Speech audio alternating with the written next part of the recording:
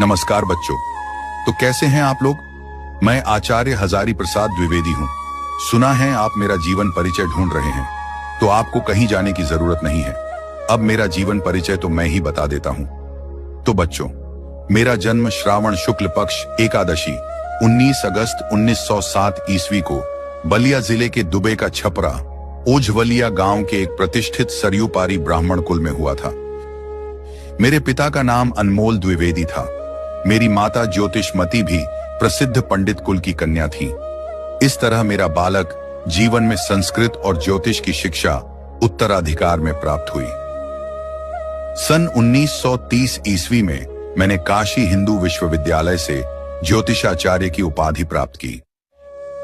मेरी प्रतिभा का विशेष स्फुरण कवि गुरु रवींद्रनाथ की विश्वविख्यात संस्था शांति निकेतन में हुआ, जहां मैं सन 1940 ईस्वी से 1950 ईस्वी तक हिंदी भवन के निदेशक के रूप में रहा।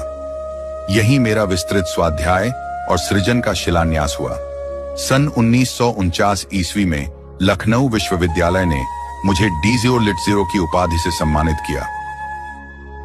सन 1950 ईस्वी में मैं काशी हिंदू विश्वविद्यालय के हिंदी विभाग के प्रोफेसर और अध्यक्ष नियुक्त हुआ। सन 1957 ईस्वी में मुझे पद्म भूषण की उपाधि से विभूषित किया गया। सन 1958 ईस्वी में मैं राष्ट्रीय ग्रंथ न्यास के सदस्य बना।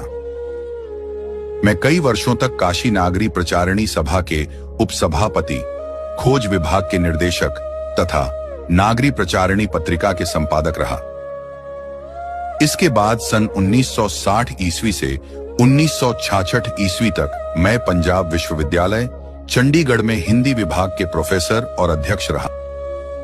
तत्पश्चात मैंने भारत सरकार की हिंदी संबंधी विविध योजनाओं का दायित्व ग्रहण किया। लेकिन 18 मई 1979 ईस्वी को मेरा निधन हो गया। मेरी साहित्य बहुत विस्तृत है।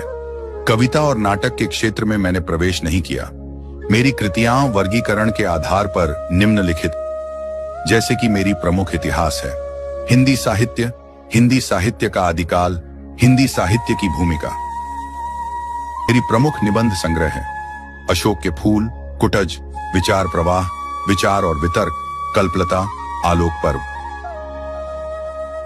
मेरी प्रमुख उपन्यास है बाणभट्ट की आत्मकथा, अनाम दास का पोथा, चारुचंद्र लेख और पुनर्नवा आदि।